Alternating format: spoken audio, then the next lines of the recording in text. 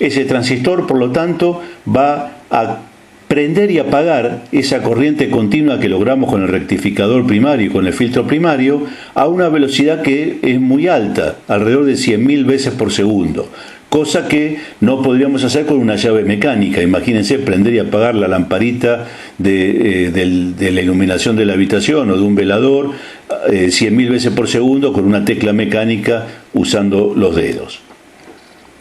Por lo tanto, aquí ven donde dice Q1, ese es el símbolo de un transistor de efecto de campo. Ese transistor lo que va a hacer es conectar el punto inferior del transformador T1 que ven arriba a la derecha a masa o desconectarlo. Funciona como una llave, conecta y desconecta ese punto. El punto que dice más arriba del transformador, el lado izquierdo, bobina de entrada a nuestro transformador, está conectado a la salida del capacitor de filtro primario. Es decir, si estuviera el transformador conectado a masa, le estamos aplicando 220, 300 volt, 400 volt de corriente continua, dependiendo de cuál es la salida de mi primario. Supongamos 220 volt de corriente continua. Si el transistor como llave desconecta la parte de abajo del transformador, la corriente continua sobre el primario del transformador pasa de 220 volt a 0. Si lo vuelvo a conectar, vuelve a haber 220 volt y pasa nuevamente a ese valor. Es decir, si el transistor conecta y desconecta un punto del transformador, sobre esa bobina primaria del transformador va a haber 220 0, 220 0, 220 0, lo que es una corriente alterna. Por supuesto no va a ser senoidal, va a tener casi la forma de un triángulo. Imagínense, dibujen en la línea del tiempo algo que pasa de 0 a 220 y de 220 a 0 100.000 veces por segundo. El tiempo es muy cortito y las señales van a estar muy apretadas. Pero de esa manera T1 va a recibir en el primario una señal alterna no senoidal de 100.000 ciclos, pasando de 220 a 0, 0 a 220, 220 a 0, 0 a 220, así en forma permanente. El controlador, la siguiente etapa de nuestra fuente, es el dispositivo, el que está marcado ahí como IC1, es un circuito integrado que, entre otras cosas, lo que va a hacer es justamente conectar y desconectar al transistor. Es decir, con una señal de muy bajo nivel, le va a decir al transistor: conecta, desconecta, conecta, desconecta. Es el dedo de nuestra mano prendiendo y apagando al transistor, a la llave, 100.000 veces por segundo. Ese controlador funciona de la siguiente manera. Habrán visto controladores o habrán usado controladores sin saberlo, por ejemplo, en los sistemas que controlan la velocidad de un motor.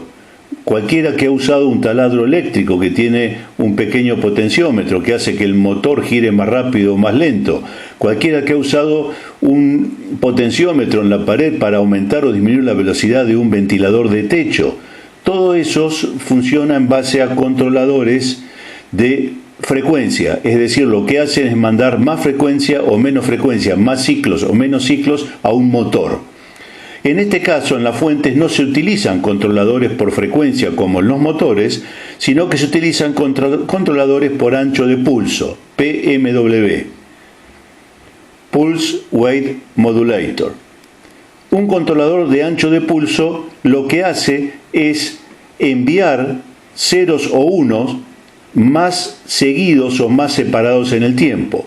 Por ejemplo, lo que está arriba que dice 25% duty cycle, es decir, sería ciclo de trabajo de 25%, implica que nuestro controlador va a estar mandando 25% del tiempo una señal alta, 75% del tiempo un cero, es decir, la señal desconectada. Si el ciclo de trabajo fuera del 50% está conectado, 50% está desconectado. 75% del ciclo de trabajo, 75% conectado, 25% desconectado. De manera tal que el controlador, manejando el ancho de los pulsos, lo que va a hacer es que el transistor esté conectado X cantidad de veces en el tiempo. el 25% del tiempo conectado, el 75% desconectado, 50% del tiempo conectado, 50% desconectado, o los valores intermedios entre 0 y 100% que se me ocurra.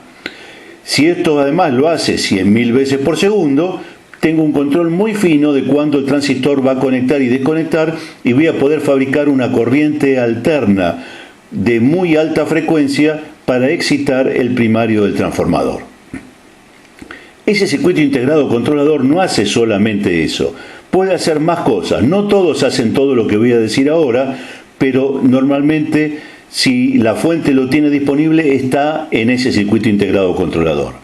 Una que sí es básico, activa y desactiva el transistor para fabricar la alterna. La protección de cortocircuitos de la fuente está incluida, si lo tiene, dentro de este circuito integrado. La protección de sobrecargas, si yo pongo tensiones muy elevadas en la fuente, está en este circuito. La protección de sobretensiones. La protección, cargas es a la salida, obviamente si pongo mucha carga, y tensiones si alimento con tensiones más altas o llegan por la red picos de tensión. La medición de tensión de salida. Habrán visto en algún dibujo anterior que había una resistencia que decía shunt. Esa es una resistencia igual que vimos en los instrumentos de medición, en los amperímetros. Es una resistencia de muy bajo valor, por donde circula un poquito de corriente y sirve para medir la corriente que está circulando, y que este circuito integrado controlador tome acciones como disminuir o aumentar la tensión de salida o cortar la fuente para evitar, por ejemplo, una corriente muy elevada que estaría indicando un cortocircuito. La corrección del factor de potencia, la cantidad de capacitores o bobinas que conecta y desconecta la fuente, sobre todo las fuentes más complejas, para mantener el factor de potencia lo más parecido a 1, está en este circuito controlador.